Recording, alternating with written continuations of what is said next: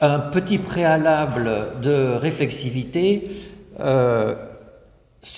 dès qu'on s'intéresse à des travaux interdisciplinaires, on raconte des bêtises. Puisque forcément, nous avons une certaine légitimité dans notre propre discipline, mais quand on essaie de faire les liens avec d'autres disciplines, eh bien, on va parler de choses que l'on ne maîtrise pas, et ça va être mon cas, et je le sais, donc ne m'en voulez pas, c'est comme ça. Mais en fait, c'est une malédiction qu'ont les psychiatres. Nous sommes obligés, dans notre métier, d'avoir accès à des champs de savoir qui sont complètement différents, et nous avons l'habitude de dire des bêtises. Mais c'est la seule façon de progresser. Alors, oui, effectivement, je pense que symboliquement, bien sûr, il ne s'est pas passé un tremblement de terre en 2022 qui ferait qu'il n'y ait plus de différence entre le qualitatif et le quantitatif. Ça se préparait déjà depuis longtemps, mais symboliquement, oui, il s'est passé quelque chose qui fait que on ne peut plus parler de cette séparation des savoirs qu'il y a entre le qualitatif et le quantitatif, et qui existe, comme vous le savez, dans la quasi-totalité des pays où il y a à la fois des enjeux de pouvoir, de poste, de contrat, et même d'orientation de la politique de recherche, et en ce qui concerne la santé, des orientations de modalités d'exercer le soin. Donc il y a une séparation, et aujourd'hui, alors pour utiliser un mot épistémique, il y a des considérations épistémiques qui font que, eh bien, ça n'a plus lieu d'être. Et donc je vous propose, dans les 27 minutes qui restent, d'y réfléchir, avec d'abord un point de vue historique, parce que s'il s'est passé quelque chose en 2022, c'est qu'avant c'était pas pareil, et donc pour comment avant ça s'est construit, comment s'est construit ce schisme en fait. Et donc je dirais bien sûr des choses que la plupart d'entre vous connaissent, mais qu'il faut répéter pour que l'on ait un corpus de connaissances commun. Après, qu'est-ce qui s'est passé en 2022?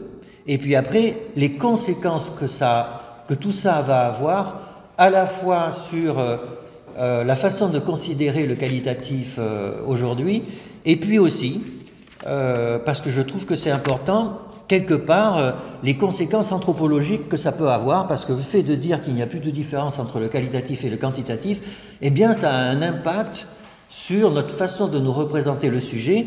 Et si je reprends l'intitulé de votre séminaire « Enjeux méthodologiques de recherche interdisciplinaire sur l'expérience vécue du soin et de la maladie », eh bien, il y a un enjeu anthropologique quelque part.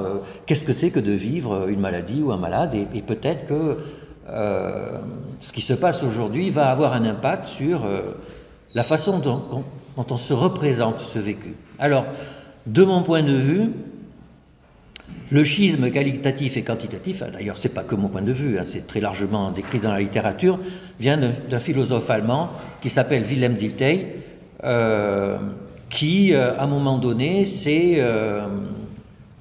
mis en faux par rapport à ce qui se passait depuis 2 ou 3 siècles, ou même peut-être 4 siècles avant lui, que certains philosophes ont appelé le tournant de la nature. Symboliquement, donc au XVIIe siècle, il y a des grands noms comme Galilée, Descartes et Newton, où tout d'un coup il s'est passé quelque chose que l'on pourrait résumer avec cette phrase hyper connue de Galilée. Alors il dit « il », en parlant de l'univers, est écrit dans une langue mathématique, et ses caractères en sont les triangles, les cercles et d'autres figures géométriques, ça tout le monde connaît, mais après on connaît moins la suite, sans lesquelles il est impossible humainement d'en saisir le moindre mot. Sans ces moyens, on risque de s'égarer dans un labyrinthe. C'est extrêmement prétentieux. D'ailleurs, ça a été étudié comme ça. D'ailleurs, sa prétention y a porté tort, vous savez. Et donc, ce qu'il sous-entend, c'est qu'en dehors des recherches quantitatives, il n'y a point de salut.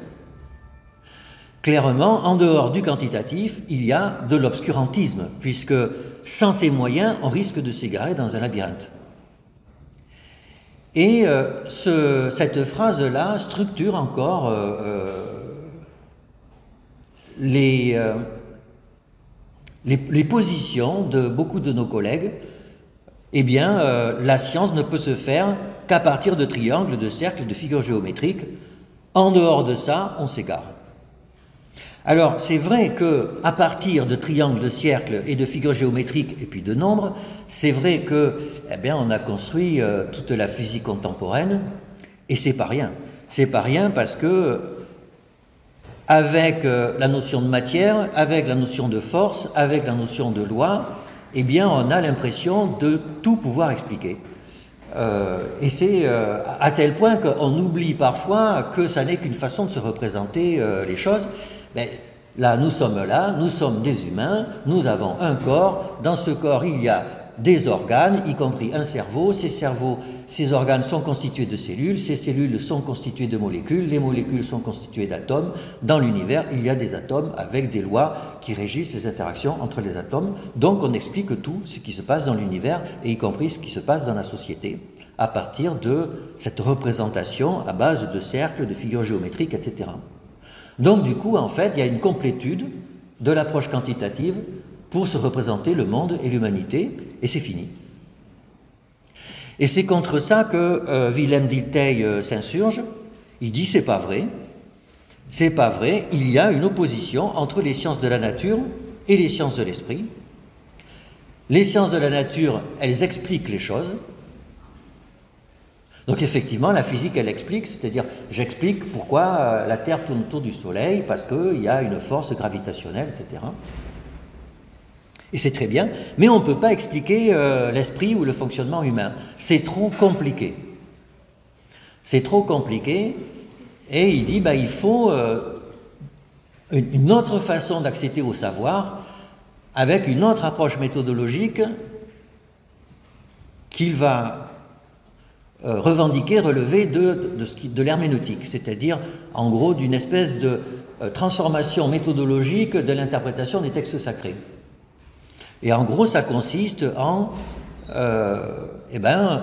donc, je vais faire une étude qualitative, j'interroge un patient, donc j'ai un corpus de quelqu'un qui a dit quelque chose, donc je le lis, j'ai une première impression de ce qui a été dit, et puis après, je vais regarder chaque petit bout qui a été écrit, et puis à la fin de la lecture de ces petits bouts, je vais avoir une nouvelle impression de ce texte, et puis je vais recommencer.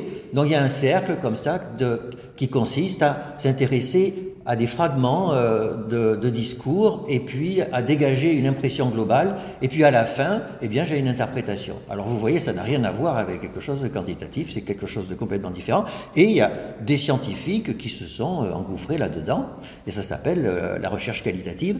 Alors ça a été un peu étayé en termes épistémologiques. Moi, je trouve qu'il y a un papier de 2012 de Rényi, qui est bien connu, en tout cas dans le monde de la psychologie, qui s'intitule Qualitative Methods, Methodical Hermeneutics, et qui essaie de reprendre toute cette tradition qualitative très philosophique et de le transformer en quelque chose de méthodologique et d'utilisable à des fins scientifiques, avec en gros, le pitch, c'est le qualitativisme d'abord fait de l'éduction. Alors c'est un mot que l'on peut associer au fait que quand on se broche, que le matin quand on se réveille, on a les cheveux qui sont mélangés, et donc on va les brosser, et en les brossant, ils sont démêlés. Et donc c'est la première étape que fait le qualitativiste. Il a un texte qui est un peu des cheveux ébouriffés, c'est-à-dire les gens parlent, mais ils parlent de plein de choses qui partent dans tous les sens, voilà. Et donc il faut commencer par peigner le texte pour enlever alors ce que moi tout à l'heure je vais appeler du bruit en tant que quantitativiste, mais en tout cas pour faire que ça soit beaucoup plus lisse, et qu'à partir de ça on va pouvoir se livrer à ce qu'il appelle abduction, déduction, induction. Il y a toute une théorie, une tradition philosophique d'ailleurs que je n'ai jamais vraiment bien comprise. En tout cas c'est son point. Donc il y a beaucoup de uction, éduction, abduction, déduction, induction, et on fait ça sans arrêt, et à la fin on a une interprétation. En tout cas c'est le point de vue de Rényi. Alors, donc ça c'est le stade où on en est, à peu de choses près. Il y a des quantitativistes qui parlent en termes géométriques, et puis il y a des qualitativistes qui font du cercle herméneutique. Alors, pourquoi, dans le fond, pourquoi ce clivage au-delà du fait que ça s'est passé comme ça dans l'histoire? Alors, Dilthey, il dit parce que c'est compliqué. Mais on sait que les physiciens savent travailler sur des trucs qui sont compliqués, même horriblement compliqués. Alors en fait, et ça c'est une hypothèse que je vous propose, en fait, les physiciens, enfin, le quantitatif, pendant longtemps, n'a pas réussi à aborder des questions qui peuvent s'expliciter sous la forme d'interactions non linéaires d'un grand nombre de composantes hétérogènes. Voilà, interaction non linéaire d'un grand nombre de composantes hétérogènes. Quand il n'y a pas beaucoup de composantes, on peut faire de la science, donc c'est la gravitation, il y a 2 corps, et déjà dès qu'il y en a 3, vous savez que c'est plus compliqué que ça. Donc quand il y a 2 corps, on peut isoler des paramètres, faire des lois, et ça fonctionne très bien d'ailleurs, il y a des ordinateurs partout qui reposent là-dessus, donc ça marche extrêmement bien. Quand il y a un grand nombre de composantes homogènes qui interagissent, il y a la physique statistique, la notion de pression, de température, etc. Les physiciens arrivent à travailler avec la complexité. La notion de température, c'est un paramètre extrêmement opérant qui repose sur la notion d'entropie et tout ça. C'est quelque chose qui relève de la complexité et qui fonctionne. Mais la physique statistique fait l'hypothèse que dans une ancêtre, quand il y a du gaz, toutes les molécules de gaz sont identiques et interagissent entre elles. Or, vous me voyez venir, chez l'humain, en fait, c'est plus compliqué que ça. Et d'ailleurs, quand on regarde un cerveau, qui est quand même a priori, qui explique en grande partie vraisemblablement ce qui produit la pensée, un cerveau est composé d'un grand nombre de structures en interaction non linéaire, mais qui sont hétérogènes. Et donc, alors, il y a eu des tentatives physiques d'aborder ces questions, puisque les physiciens ont peur de rien. Donc, avec ce qu'on appelle notamment les verres de spin glass. Mais ça a donné lieu à des recherches théoriques. On a des équations différentielles, etc., des trucs compliqués, qui m'échappent là aussi complètement. Mais ça n'a pas conduit à des découvertes qui se sont concrétisées, parce que, de mon impression, ils butent sur le fait que leur outil n'arrivait pas à caractériser ces phénomènes d'interaction non linéaire entre des composantes en grand nombre, hétérogènes. Mais donc, du coup, il n'y avait que les qualitativistes qui étaient susceptibles de travailler avec ça. Alors, qu'est-ce qui s'est passé en 2022 ? Eh bien, en 2022, ce qui s'est passé, c'est que maintenant, on sait gérer quantitativement des interactions entre un grand nombre de composantes hétérogènes. Pourquoi on sait le faire ? Parce que, on a ce qu'on appelle des big data ou des fat data, on a plein de données, et on a une puissance de calcul qui nous permet d'appliquer des modèles sur ces immenses jeux de données. Et ça marche. Et d'ailleurs, même les physiciens s'en servent. C'est incroyable, et c'est même choquant. En fait, aujourd'hui, les sciences des données permettent à des physiciens de résoudre des équations différentielles qu'ils n'arrivent pas à résoudre explicitement. Alors ça peut paraître rien du tout, mais pour un mathématicien, c'est un crime. Le mathématicien, il doit pouvoir résoudre les problèmes algorithmiques qu'il a, il doit pouvoir les résoudre dans son langage mathématique. Et d'ailleurs, il y a une espèce d'esthétique, même de spiritualité, derrière le fait que l'équation a été résolue de façon plus ou moins explicite. Et là, maintenant, en fait, c'est une espèce de calcul brut et massif qui fait que, on arrive à résoudre des équations différentielles. Donc c'est très sale, mais c'est très efficace. Donc ça a marché en physique, et ça a marché, et c'est potentiellement utilisable en sciences humaines et sociales. Alors pourquoi c'est utilisable en sciences humaines et sociales ? Pourquoi, qu'est-ce qui se passe avec ces sciences des données, qui incluent les réseaux de neurones, mais pas que, il y a plein d'autres outils. En fait, dans les sciences des données, il y a 2 choses, il y a la prédiction et la vision. C'est des outils qui permettent de prédire et qui permettent de voir un jeu de données dans un espace d'un grand nombre de dimensions, ce qui est cognitivement impossible. Eh bien, figurez-vous que quand on regarde dans le détail, alors Pour la prédiction, il y a un problème qu'on appelle le surajustement, etc. Pour la vision, il y a un problème qu'on appelle la malédiction dimensionnelle. Tout ça, c'est technique, mais in fine, ce que font ces outils de science des données, c'est de la simplification, c'est de la réduction de dimension, c'est essayer d'enlever le bruit qu'il y a dans le jeu de données pour essayer de trouver quelque chose qui fait vraiment sens. Eh bien, vous voyez ce que je vous disais tout à l'heure, en fait, les sciences de données font de l'éduction. Les sciences des données font de l'éduction et le font pas mal. Quand on a beaucoup de données, eh bien, avec ces algorithmes qu'on a, on peut effectivement arriver à écrémer et à enlever. Alors, on va dire que c'est du bruit, mais c'est pas le bruit, c'est un mot un peu fourre-tout. En fait, va enlever tout le chaos qui fait qu'il ne faut pas s'en occuper parce que c'est singulier, quoi. C'est trop lié au sujet ou aux neurones que je regarde. C'est pas le problème. Le problème, c'est d'avoir une vision globale qui émerge de mon corpus de données. Et donc, il faut faire de l'éduction. Et ces algorithmes permettent de le faire. Et du coup, de façon très concrète, eh bien maintenant, il y a, et pas depuis longtemps, c'est pour ça que quand je dis 2022, alors c'est vrai que vous pourriez me dire si ça existait depuis longtemps on faisait du traitement automatique du langage sur des corpus à partir desquels on faisait des analyses qualitatives. Donc on avait ce qu'on appelle les matrices texte-document, terme-document, donc on essayait on coupait les documents en bouts de 10 mots par exemple, et puis on regardait quels étaient les mots qui étaient souvent ensemble dans les mêmes bouts. Et on représentait ça graphiquement. Et ça marchait un peu. Ça marchait un peu.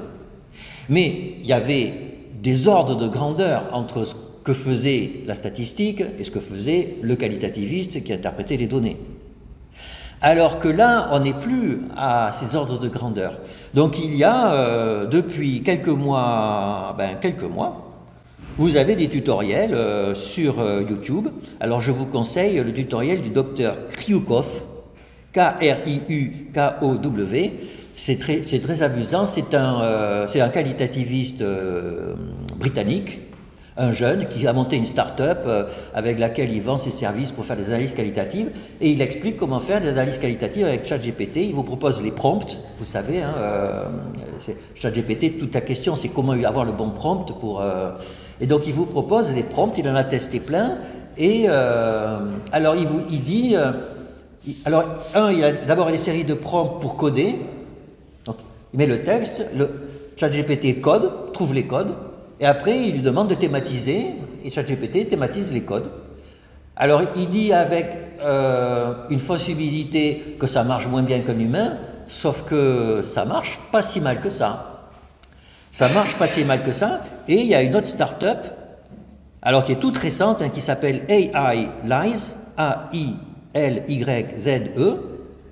Je vous engage, si vous ne connaissez pas, je vous engage vraiment à aller sur son site internet. Là, propose directement, moyennant 5 € par mois, vous pouvez mettre votre corpus, ça vous fait d'abord un résumé, et après ça vous extrait tous les thèmes, une arborescence et les meilleures phrases qui vont avec tous les thèmes.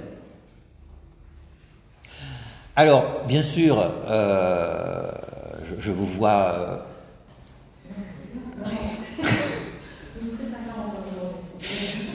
je vous vois dubitative, et bien sûr que, d'ailleurs, au point où on en est, c'est naturellement d'une qualité bien moindre qu'une analyse qualitative faite par un expert, mais c'est aujourd'hui. C'est aujourd'hui, si on se projette dans un avenir plus ou moins proche, moi, je pense qu'on pourra demander « fais-moi une IPA de ça, etc. » ou la théorie ancrée, etc. Et je vous garantis que ça ne sera pas très loin de ce qu'on fait. En tout cas, je suis prêt à faire le pari. Alors, du coup, il y a la fin d'un schisme. Hein, parce que ces outils-là, c'est du quantitatif, c'est des algorithmes qui partent, qui codent, qui transforment les mots en variables, en vecteurs, et puis qui assemble ces vecteurs sous forme de patterns, et donc c'est purement quantitatif. Et en tout cas, ce qu'on peut dire, c'est que le résultat que ça produit ressemble à ce qui est issu d'une analyse qualitative. Alors, ça a des conséquences. Première conséquence, de mon point de vue, ça permet de répondre à la question finalement, c'était quoi le qualitatif?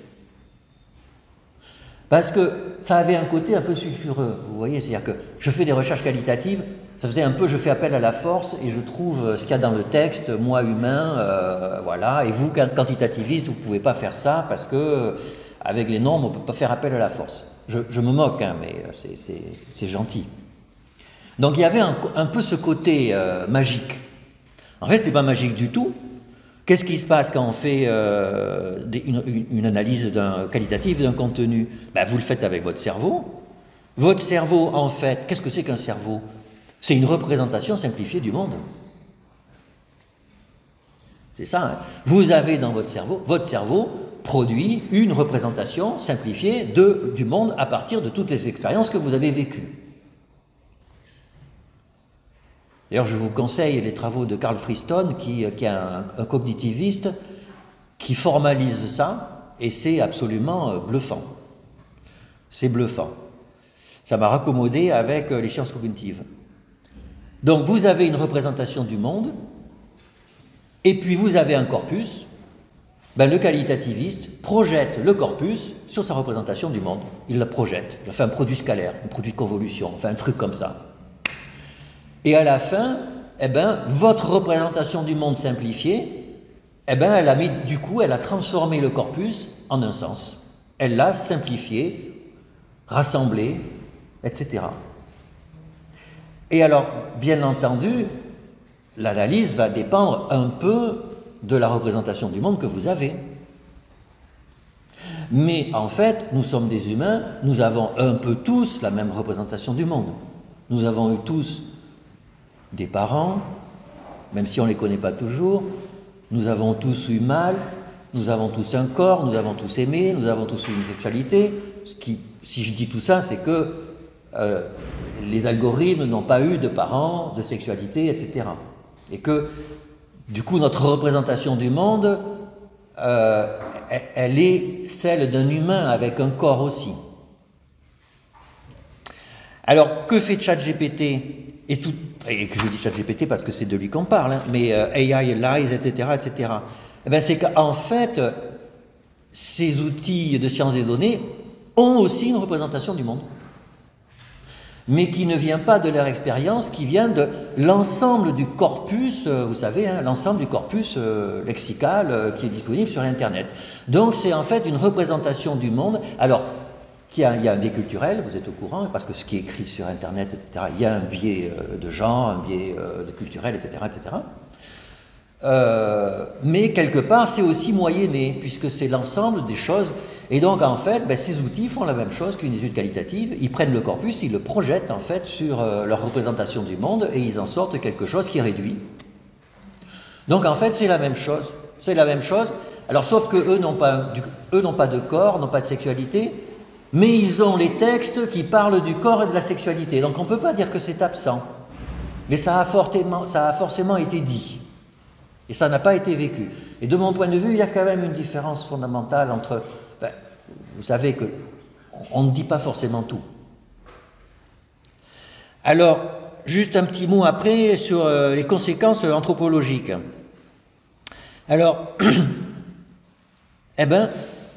Et là, moi, je voudrais aussi citer un livre que je trouve, qui a été critiqué, hein, mais que je trouve quand même historique, 1976, c'est vieux, hein, c'est Richard Dawkins, qui a écrit un livre sur le gène égoïste, et qui dit qu'en fait, que l'évolution, c'est pas la transmission de gènes pour survivre, c'est une transmission d'informations. En fait, et ça a été repris d'ailleurs par un bouquin de français, dernier auteur c'est Pierre-Henri Gouillon, donc c'est des biologistes et informaticiens qui disent que tout ce qu'il y a dans l'univers, y compris la vie, ça n'est que de la transmission d'informations.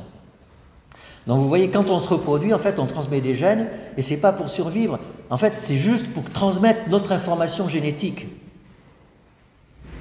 Et en fait aujourd'hui, on ferait moins d'enfants, parce qu'en fait on transmet l'information autrement, donc on n'a plus vraiment besoin de se reproduire pour transmettre de l'information. Avec la notion de mème, vous savez, les memes qui sont des espèces de gènes informationnels qui se transmettent. Et donc, ben voilà, ce que montrent nos sciences des données, etc., c'est que c'est la concrétisation de ça. En fait, c'est une informatisation du monde, de la vie et de l'humain. Informatisation au sens de on transforme en information. Tout n'est qu'information, puisque tout n'est que data et analyse de data.